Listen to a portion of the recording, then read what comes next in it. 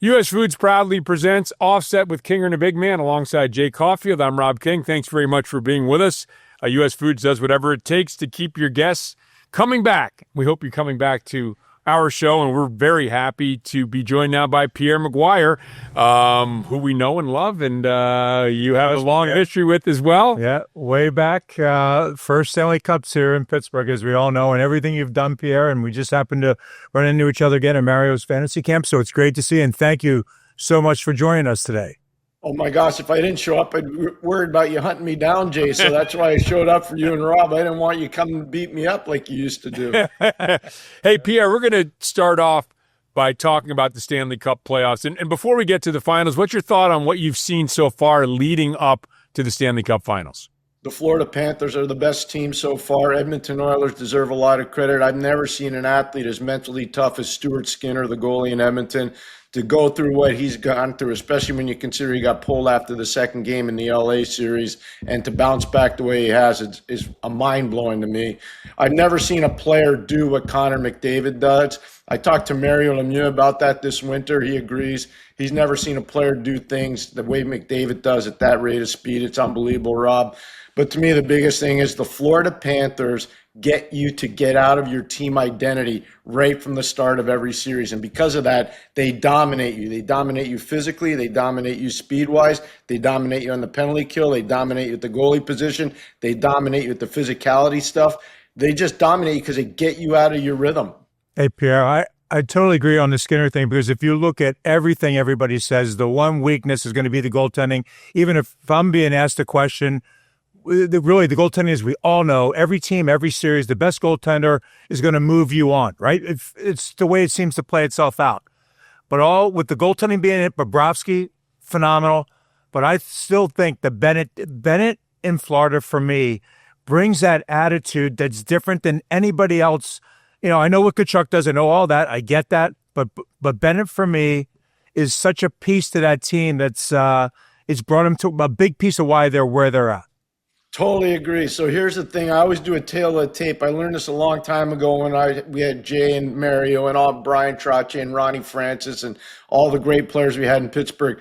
If you do a tail of the tape at the center ice position, let's just do Florida first. Barkov, Bennett, Lundell, Nosek, those four guys. Then you go to Edmonton, you go McDavid, Draisaitl, and let's just say for the sake of argument, Adam Henrique. And then it could be a potpourri of who's their fourth center. It's not close. I know McDavid's probably the best player in that whole group, but then if you look at the overwhelming depth of Florida center ice position, it's hard to say they won't win this series because they're just so darn strong down the middle. Yeah, and I'm going to let you guys get into the hockey talk, but I'm going to ask some bigger picture things because we all love hockey. We all wanted to see it be really big in the United States and grow in the United States. Is a rematch good? Do you think this rematch between these two teams is creating any waves, any excitement among fans who might not be huge hockey fans but might want to join in just to see the Stanley Cup playoffs? It could be good this year, and I'll tell you why. The NBA doesn't have a marquee matchup. They don't. Oklahoma City versus Indiana. That's not the New York Knicks or the Boston Celtics or the LA Lakers. It's not one of the traditional powerhouse teams with powerhouse TV markets. So having been on the TV side for about 20 years, I would just tell you that this has a chance to get some footing. The problem is Edmonton doesn't resonate with a lot of American fans.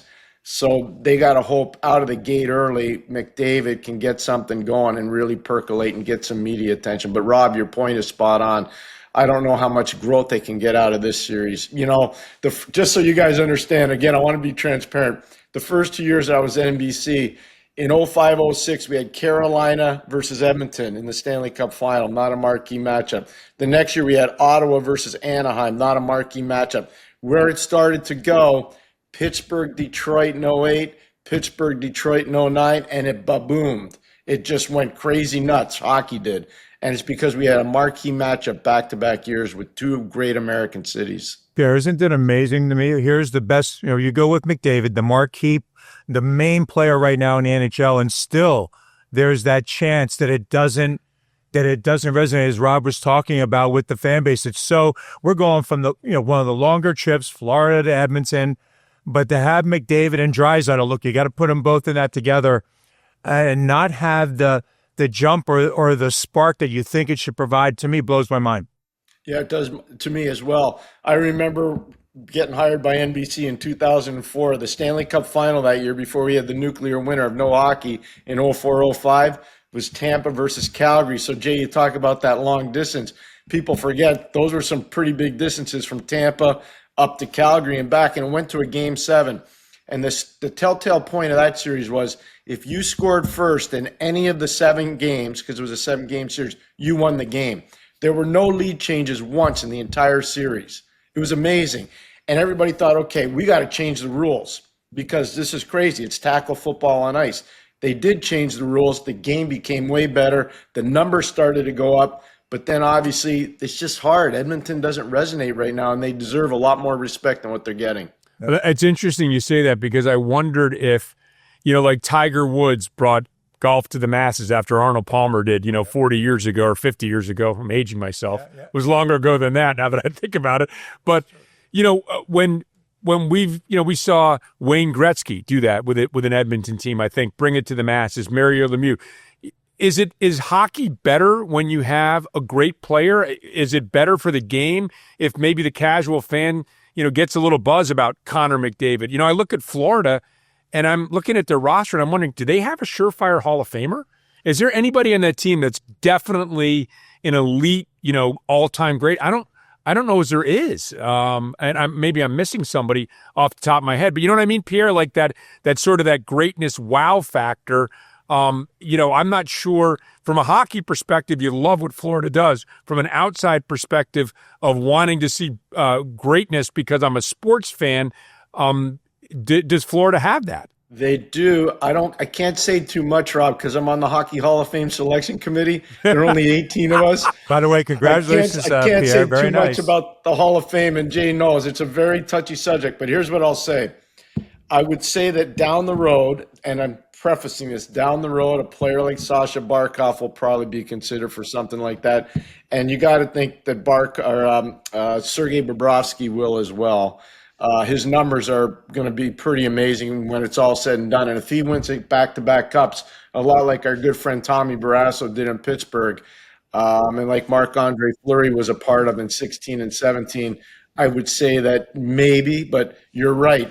Do they have the Mario Lemieux wow factor in Florida? No. Do they have the Connor McDavid wow factor in Florida? No, they don't. But I'll tell you what, and Jay knows this, they got a team, Rob. They got a team that's a whole lot of nasty, man. They're nasty.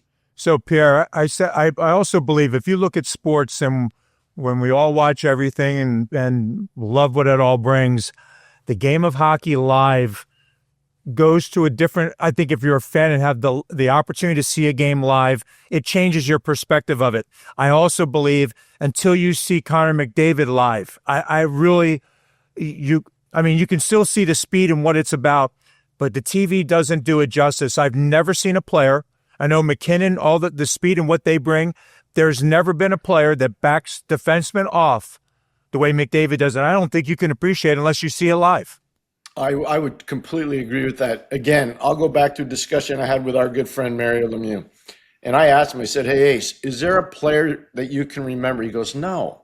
And look, Jay and I, Rob, we had an amazing seat to watch some of the most amazing athletic stuff you'll ever see in the National Hockey League from Mario, really. And Jaromir Jagr and Kevin Stevens and Mark Recchi and Joe like the list goes on and on. I can't think of, I was a kid growing up in Montreal watching Jean Beliveau and Yvon Cornway and all these Guy Lafleur. I can't think of one player. I've been watching the NHL since 1965. I can't think of one player that does what Connor McDavid's done. Can't think of one. He is amazing. I'll get one more thing, and we'll go back to Bobrovsky now for 1 second. Let's go back to how that deal, when that originated, right? So he goes to Florida with the biggest deal as far as goaltenders are concerned.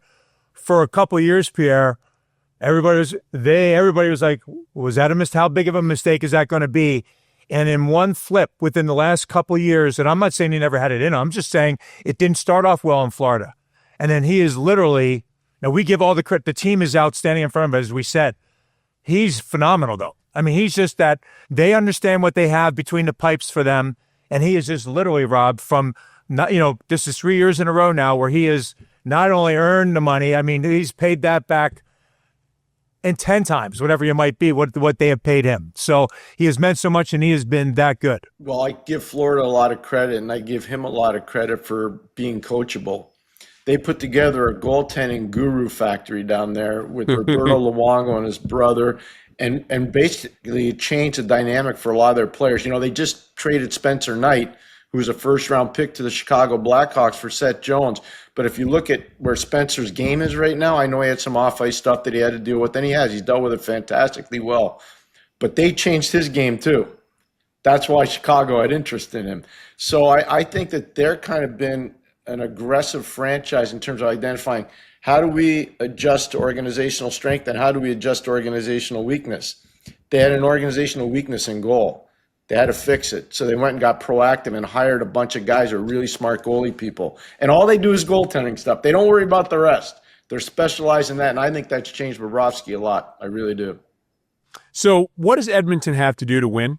They have to have an elite power play, and that's not going to be easy against a penalty kill team from Florida that's really, really good, number one. Number two, their stars have to come to play.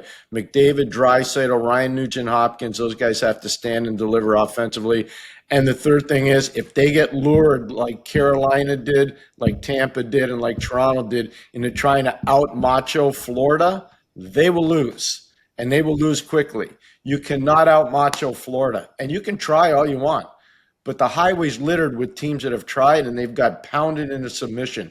They're the ultimate ground and pound team. I've never seen a team that creates an identity in its series the way the Florida Panthers do. What is Edmonton going to do with Hyman? I mean, with the injury there, Vander Kane has to be a guy on top of the presence physically. He's going to be a key part for that, right, Pierre? But they got to get production.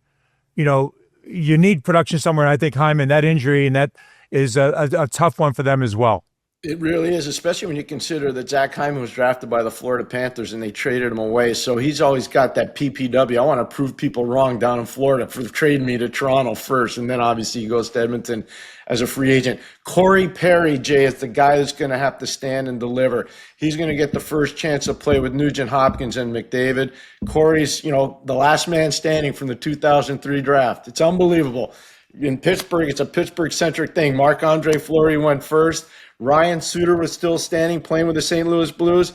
And the only man left standing from the 03 draft right now is one guy, Corey Perry. And if you would have taken odds on that at that draft in 03, which is the best draft in NHL history, everybody said he'd be the first guy that would be done because he couldn't skate. He is a nasty piece of business, tough guy. You'd want him on your team. He reminds me a lot of a mean Joe Mullen. That's what he reminds me of, a mean Joe Mullen. I'm glad to see you categorize that as the best in history. I've only been to one NHL draft, only covered one. I covered it for all the Fox Sports Net regionals around the country. That was a draft I covered when they took Marc-Andre Fleury #1 down in Nashville. That was it. Only one I've ever covered. Was, and that's the draft where I gave the Islanders a lot of poop on the air because they drafted Robert Nielsen instead of Zach Parise. And I said before they picked, I said, there's only one kid in this room that wants to be an Islander, and it's Zach Parise because his father played for the Islanders. He was the only one. I saw him play at Chaddock St. Mary's, and they didn't take him.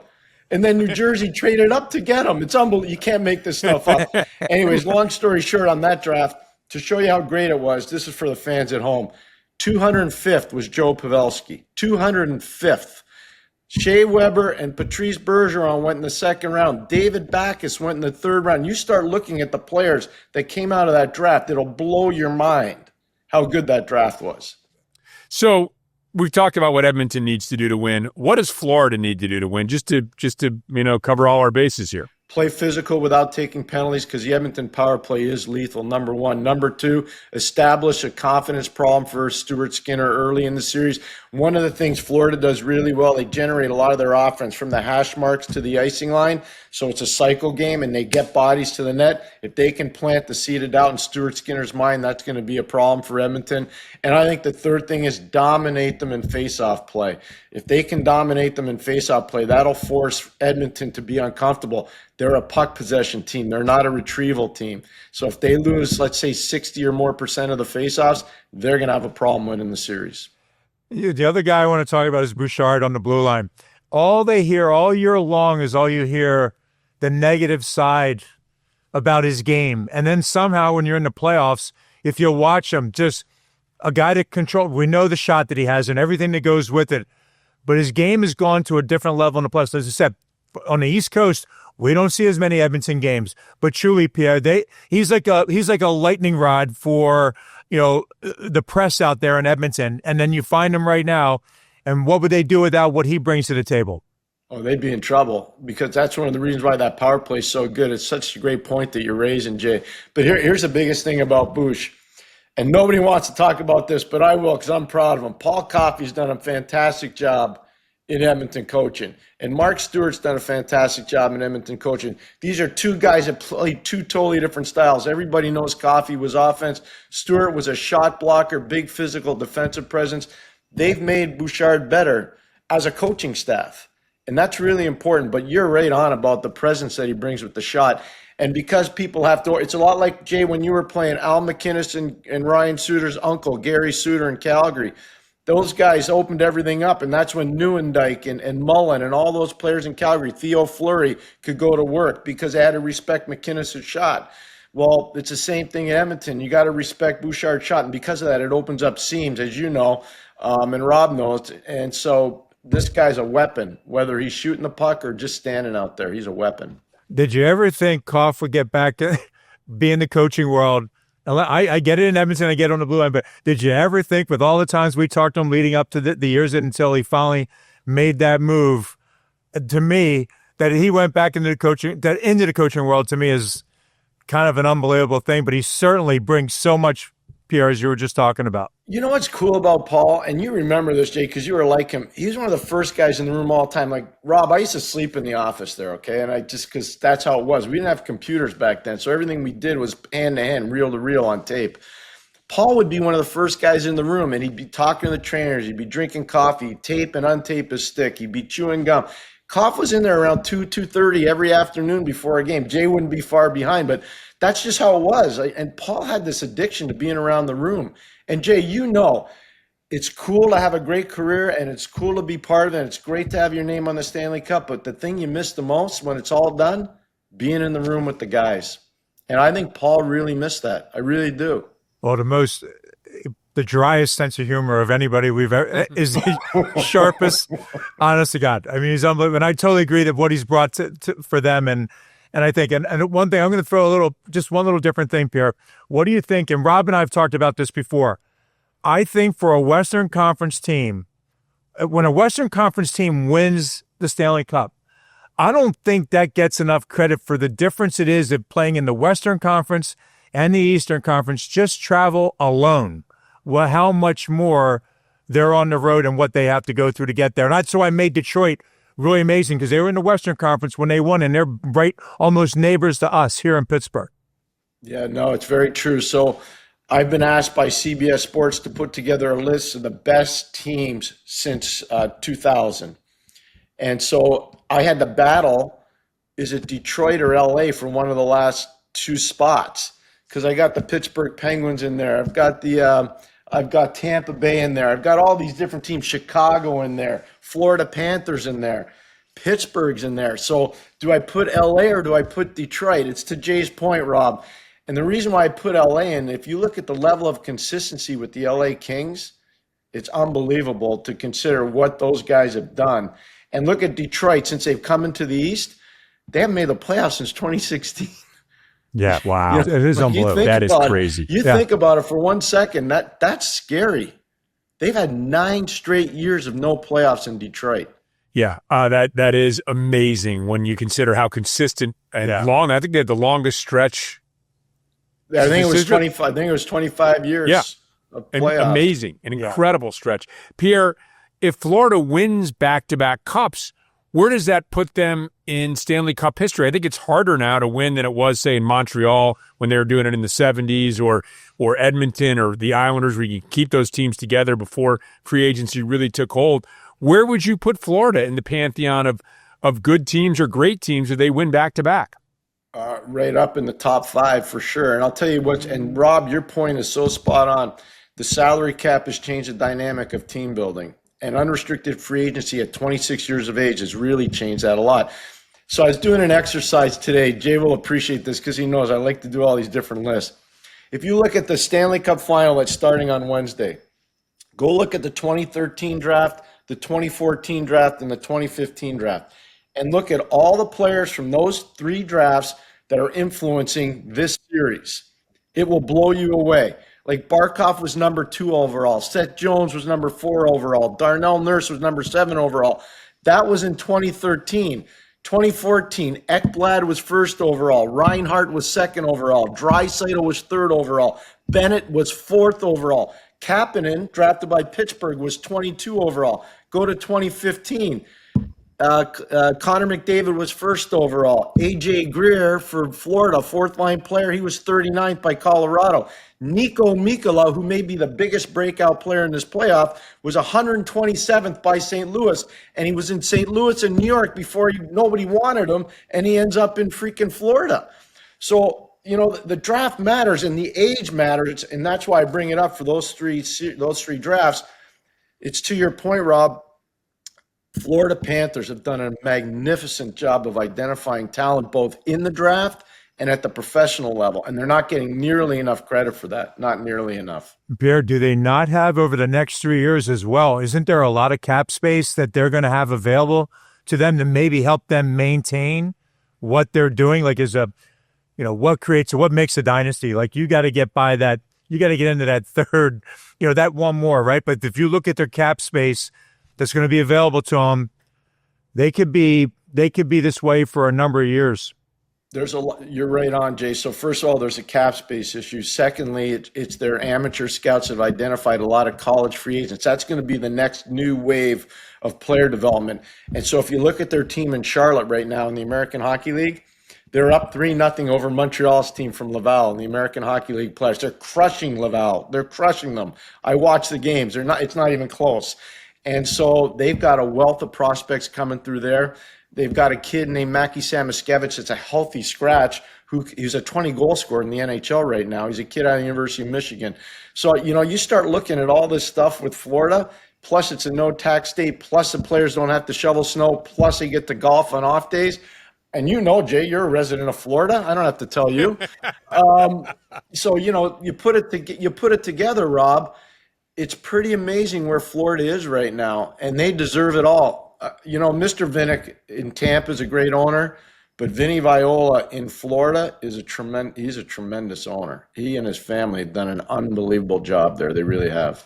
Yep. So I have to ask one more question, and I'm a sucker for this and I don't know why I keep doing it, but if I'm getting ready, let's say I'm getting ready for the Steelers game, right? And I'm convinced it's going to be a 10-9 kind of game, and the key matchup's going to be their left tackle against Cam Hayward, and you're looking forward to it all week, and then you come out, it's like 35-34. It's nothing like which is one of the beauties of sports, right?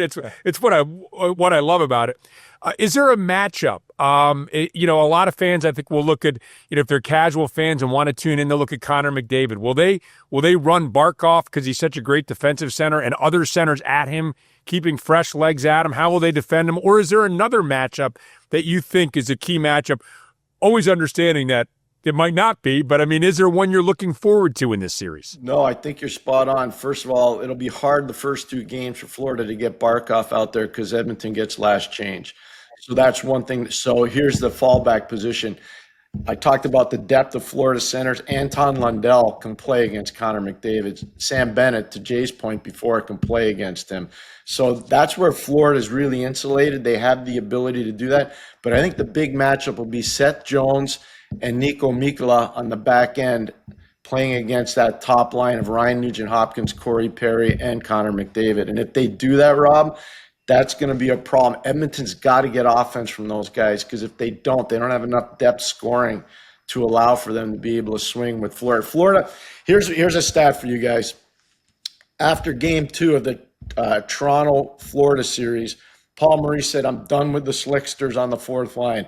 I'm going ground and pound. So he puts AJ Greer in the lineup. He puts Tomas Nosek in the lineup. He puts Jonah Gadjevich in the lineup. From game 3 to game 7, that line, the 4th line of Florida that was playing between 6 and 11 minutes a game for the last 4 games of the series, outscored Austin Matthews, Mitchell Marner, and Matthew Nyes. That fourth line outscored the top line from Toronto. So people say, well, how did Toronto get blown out in Game 5 and Game 7? Because the ground and pound guys took their pound of flesh and they were scoring. You know, Pierre, I think you mentioned Gadjevich. I think there's another pick. I mean, I know you just mentioned it's a fourth line pickup, but that's the kind of things that Florida built. That's what's added to where they're at to back up when Tkachuk does what he does and guys up front are stirring it up.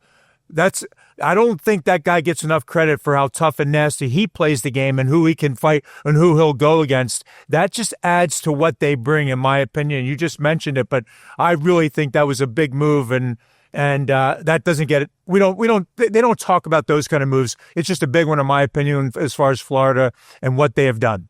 Oh, you're right on. Look, I'm in the Jake Caulfield fan club, so everything I say has to be measured. But here's what I'm going to say, Rob. This is really important.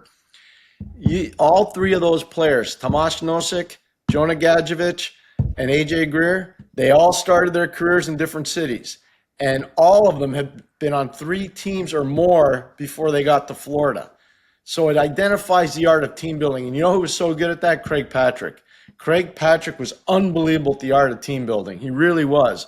And that's why Pittsburgh had all this amazing success, because those depth players that Jay's alluding to, they kept flowing through Pittsburgh. We had a ton of guys coming through all the time at forward and on defense. And those guys matter. They matter a ton. That's why I'm not the biggest fan of analytics.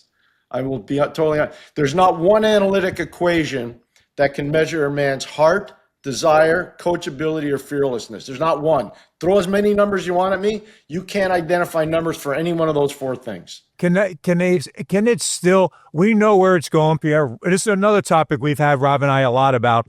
It's got to be a blend of the eye test with that or something. Like, if you want to go off of the numbers all the time, and I believe this in any sport, you got to somehow have a blend of what you see as a scout and what you've done in all the years of playing hockey. Rob and I watching, there's still got to be something that if I see something and the numbers maybe don't match up, but you still will like what a certain player brings to the table. I can't believe guys get away, or organizations will get away from that. I just can't believe it. I'm shocked by it, but here's one thing I will throw at you. The Florida Panthers for a long time were a straight analytics team, and they were going straight into the sewer. I did games down there when there'd be 5 or 6 or 7,000 fans. And then they realized as an ownership group, we can't do this. So Billy Zito goes in there and he says, we're going to have a combination. So he brings in some, whether it's Rick Dudley, who's a straight eye test guy, whether it's Paul Fenton, who's a straight eye test guy, and they start to acquire all these assets. So they have a combination of analytics and eye tests, to Jay's point. If you look at the teams that try to go straight analytics, the Buffalo Sabres, the Toronto Maple Leafs, the Edmonton Oilers, Edmonton only changed recently. They started adding those players. Toronto just changed. They brought in a new general manager, Brad Treliving. Go look at the teams. The highway's littered with teams that try to go straight analytics, and they got bombed right out of the water. Totally agree. Fine for support, but not leading the charge as far as I'm concerned. You wanted to ask before we let Pierre go in the first half of our interview with him about the format. Yeah. Hey, Pierre, I've not been a fan. I mean, you could go back over all of the years and how the playoffs have changed. And there was one year, I think it might have been 80-81, where it was 1 through 16, right? I think, then you went from there. Then it went to more of the years that when you were coaching and I was playing, where, it was 1 through 8, but really you took the division winners and then you had the final, you finished it out with the final 6. You just got better. The matchups there, it's more, maybe you should say divisional rival, it brought that out, but the matchups were different. If you compare the way they used to do it to what they're doing with the bracket, I understand what they're trying to say with the bracket, but you cannot think it matches the excitement that they have with the NCAA in basketball, and you're creating a bracket. You don't reseed. To me, I haven't liked the format. The general public, if you're trying to get into hockey, sometimes you don't even understand the standings. So to me, I think it should be simplified. Maybe go back to the years that we were playing and how the rivalries developed, but how it fell apart, how just the way the seeds and the games played themselves out. I think it was better before. Hey, Rob, take that guy to the casino. You're going to have a winner. I'm on his side, man. I'm telling you, Yeah, I I don't totally get agree. it. So here's the one thing I got to back Jay up on this too. You go back, if you play 1 versus 8, go do this year. Go do this year. 1 versus 8, 2 versus 7, 3 versus 5, 4 or 3 versus 6, 4 versus 5. Go look at what it would have been like in the East. Go check it out. It's to Jay's point. And then here's the other one. I'll leave you guys because I totally agree with Jay on this. We're at the point now where does everybody really want to watch Edmonton, LA play 5 times in a row in the playoffs? Because that's what's going to happen next year. Really could happen. They've played 4. Anybody really have an appetite for that in the first round? I don't think I do. And I love watching the Western games. I stay up and watch them. I think it's a problem. The league has to address it. They really do. Yep. So I have to say this. Recently, somebody I was wanted to talk to somebody. And they said, "Why don't you send me a Zoom invite?" And I said, "I don't know how to do that." So I want to thank our people here at One Team Media because I would have. There's no way we would have Pierre. You and I could not have Pierre McGuire on Zoom. So thanks to One Team. Thanks to U.S. Foods. Thanks to Pierre McGuire, who we're going to have another session with coming up. Yep. And thanks to you for watching this edition of Kinger and the Big Man.